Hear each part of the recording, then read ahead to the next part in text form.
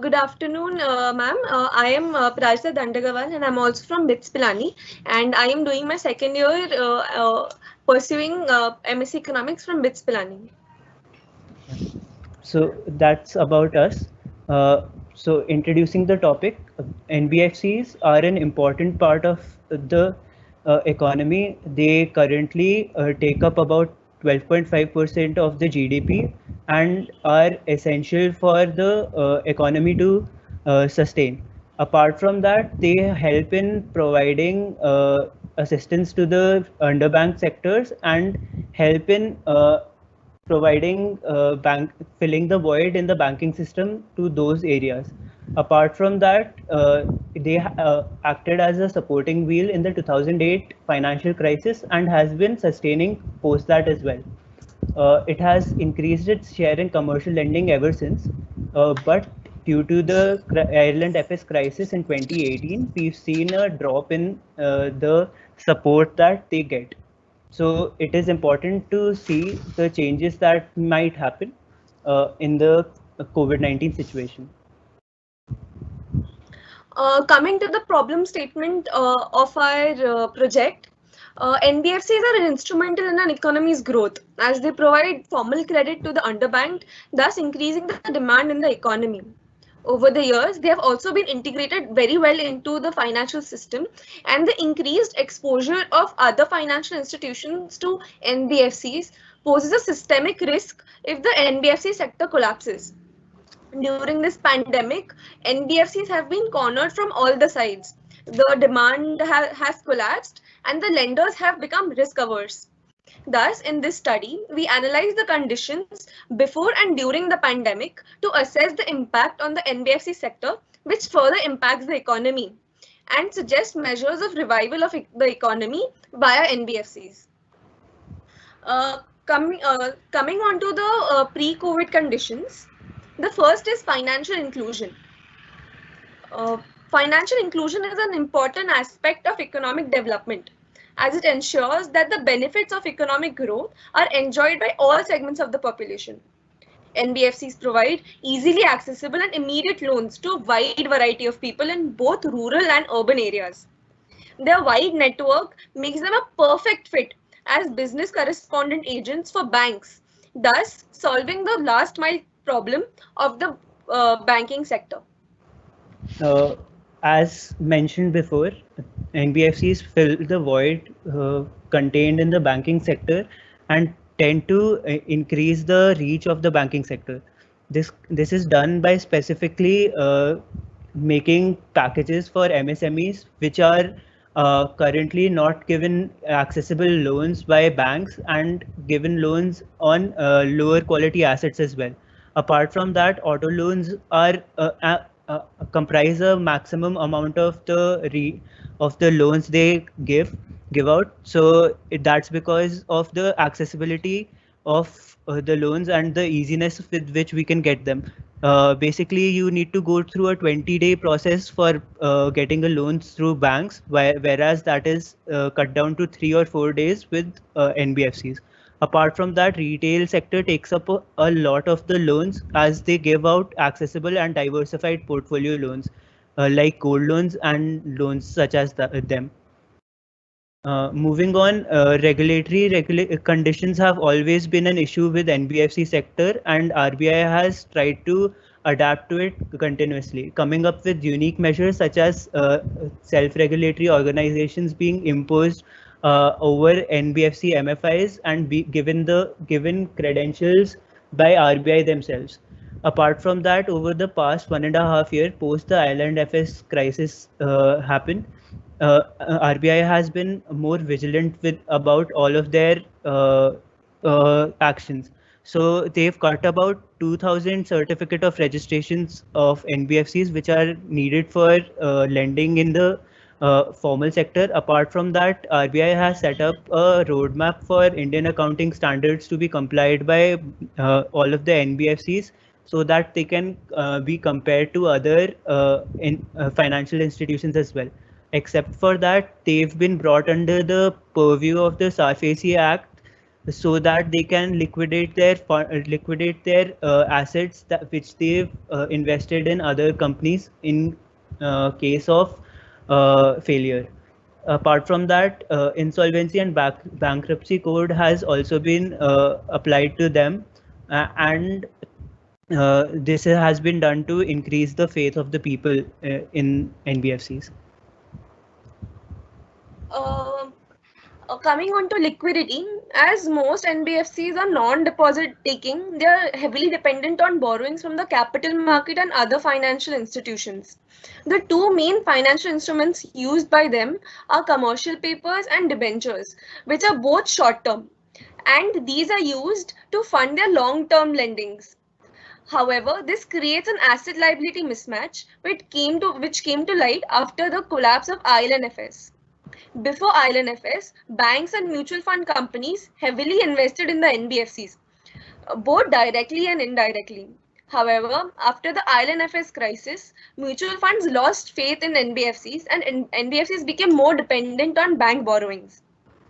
As stated previously, NBFCs are an integral part of the financial system, and their liquidity concerns are reflected in the market.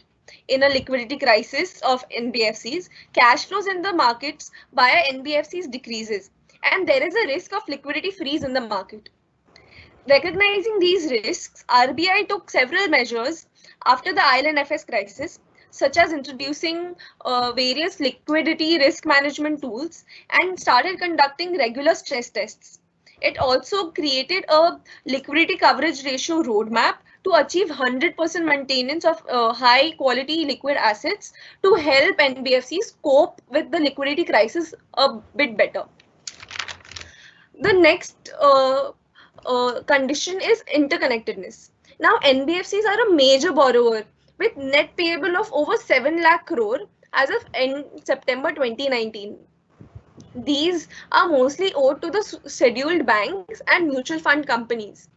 Thus, in case of a crisis, default of an NBFC can cause contagion and lead to insolvency of other financial institutions as well. Coming on to stability and resilience, in the past, RBI has seen a decline in CRAR compliance by NBFCs and increase in the GNPA and NNPA stats of NBFCs. So they've conducted stress tests biannually, and the recent paper they published included individual and sectoral stress tests, which showed that when a sector faces a shock of about 0.5, 1 and 3 standard deviations in GNPA, the CRAR of the sector would decline to 18.9, 18.1 and 15.1% respectively.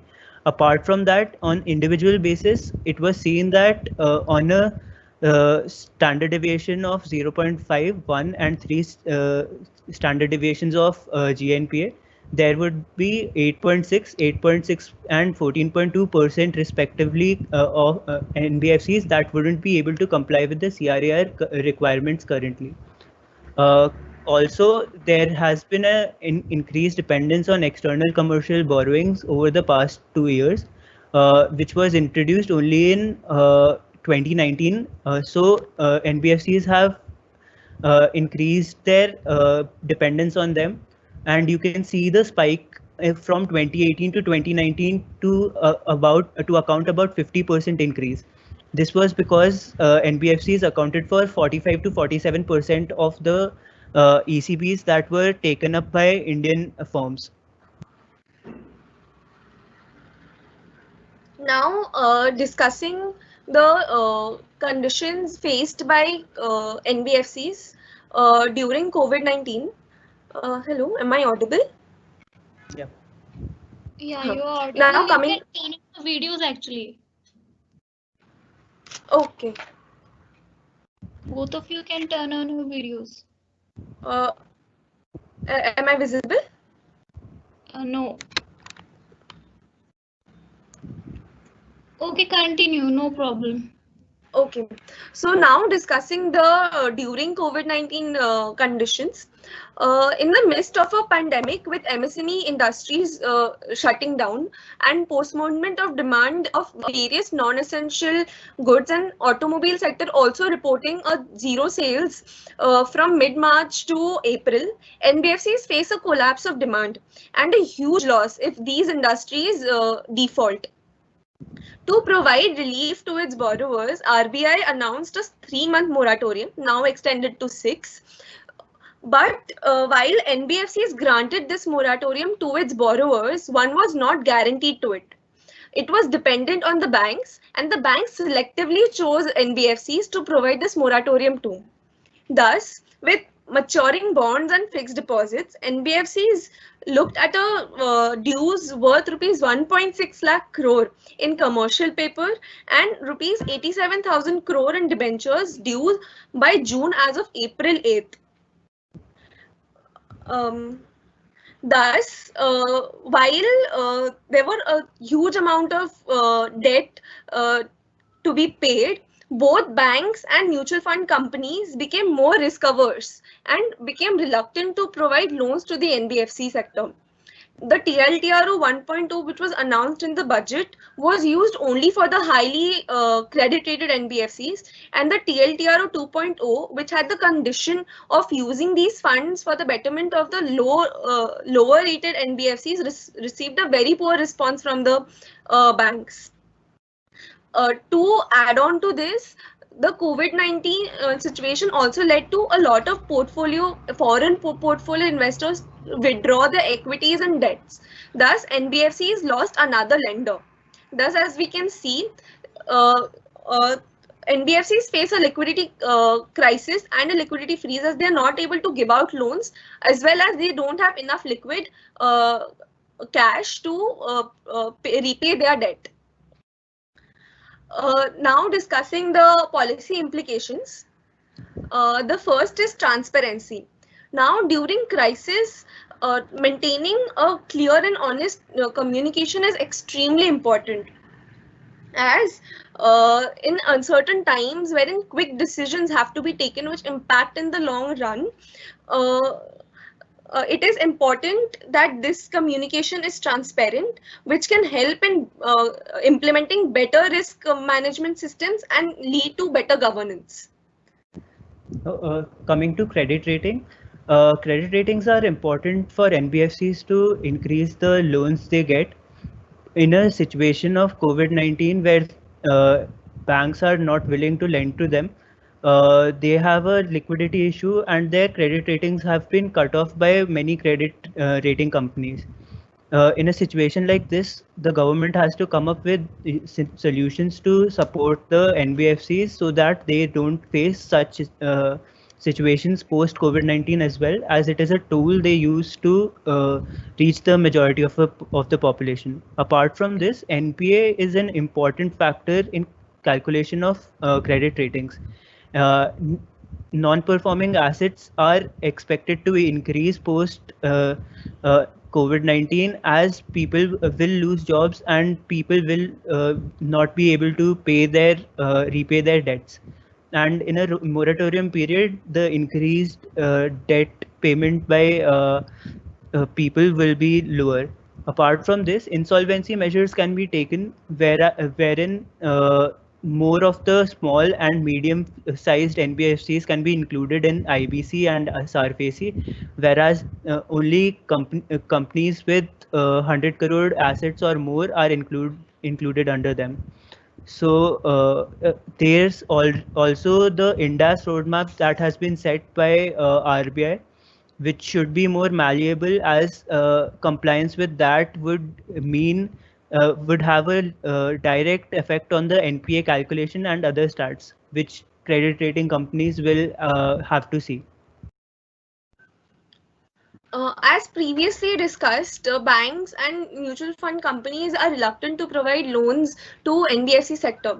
So it is important that RBI and the government now takes on measures to incentivize these companies and banks to provide loans to NBFCs, as NBFCs cater to a wide variety of people and they can provide loans to the people in need very promptly and easily.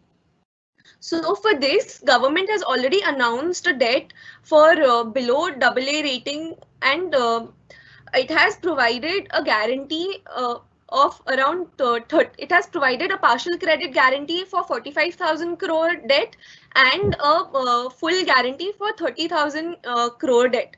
So which will help NBFCs in the future. One more measure that can be taken is that the priority sector lending by NBFCs, uh, especially the automobile sector, can be backed by the government so that the loans are passed through NBFCs via the banks, from the banks. Also, as discussed, liquidity coverage ratio and Basel norms were implemented initially and they had a very proper roadmap which had to be followed. However, the COVID-19 situation poses a obstacle in achieving these goals. So while banks LCR roadmap has already been revised and they have been informed to maintain 80% HQLA in accordance to the Basel norms, such an update has not been taken for NBFCs. Thus, we propose that both Basel norms and liquidity coverage ratios should be updated for NBFCs for smooth working. Also, government should also promote the direct investments to NBFCs with the use of commercial papers and debentures which are rolled out by the NBFC sector. Also, now coming on to the next part of the presentation, that is prediction. Now, in the uncertain times, it is very difficult to predict short-term impacts.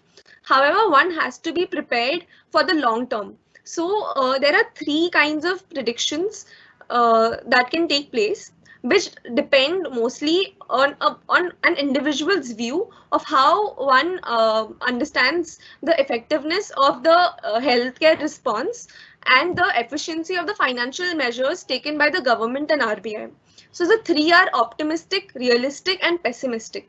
Now, as seen in the graph, in an optimistic scenario, the economy follows a V-shaped recovery path, wherein the economy starts reviving right after the lockdown, and there is no loss of capital, and the economy can reach a moderate GDP growth that is of 5 to 6% by the third quarter of 2021.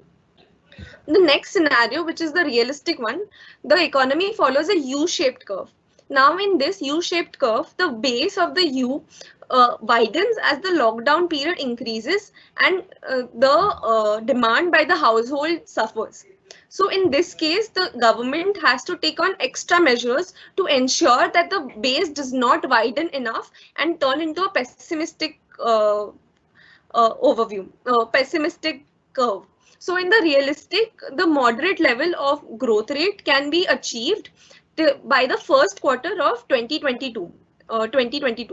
Now coming on to the pessimistic, if the lockdown continues for a very long time and the supply chain is not properly revived, there is a huge loss of structural investment, and as well as there's a large unemployment that follows. So in this, the economy expects to reach a moderate growth rate by the first quarter of 2023. To conclude, I would like to say that NBFCs have definitely played a crucial role in the development of the economy in the past and will play a role in the future as well, to create a environment where there is equitable growth for all segments of the population.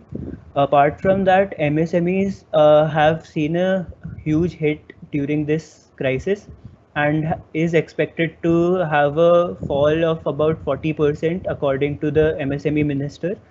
To revive these sectors, NBFCs will have to play an important role, and for those reasons, the government has to look into the issues faced by the sector as well.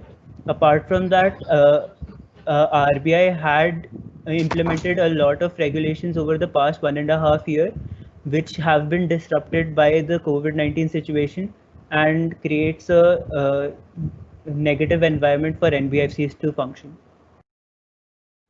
So it's important that government comes up with proper policies and takes appropriate measures. Thank you. Okay, so Thank you. now the panel members can ask their questions.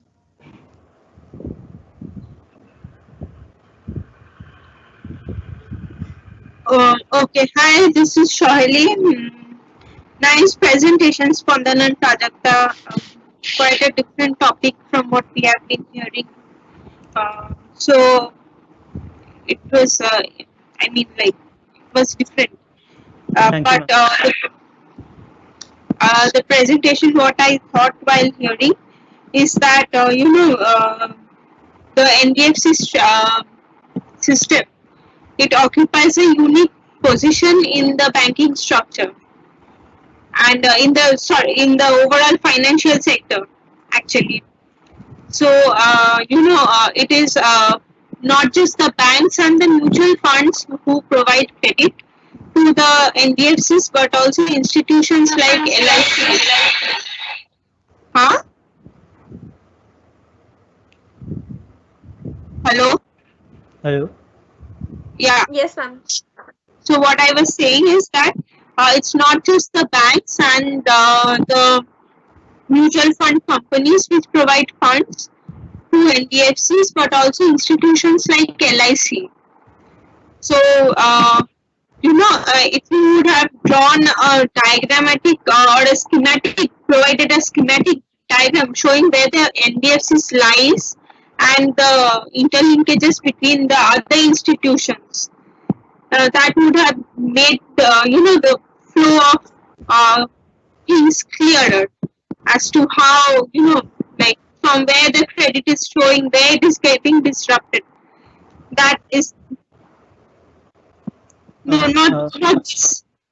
Acha, this is there. It's not actually very clear here.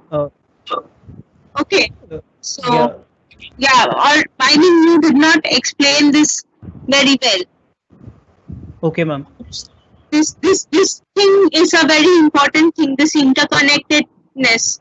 It's very crucial in understanding how the sector works. Yes, ma'am. Okay, so Yes, that's right. And also some of the NBFCs are actually quite stressed. So if you could have given a chart, like the top say 5 or 10 companies who are facing the stress and their credit rating, how the credit rating has changed over time, or the amount of credit access that they are getting, it would have substantiated a lot of things that you were saying. Because not all companies are affected equally. Yes, ma'am. Okay, so that also where some NBFCs invest in the real estate, some NBFCs invest somewhere else. Those things also work out, how the economy is doing and what returns they are getting. So if an NBFC is investing in a certain sector which is not performing well, then the NPS will increase. Yes, ma'am. So those things actually, those finer details will add much value to what you have done. Otherwise, it was a very nice presentation. Thank you, ma'am. Thank you, ma'am. Ankita ma'am, any inputs from your side?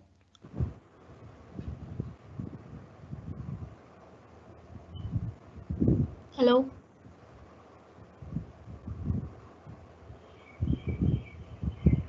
Oh.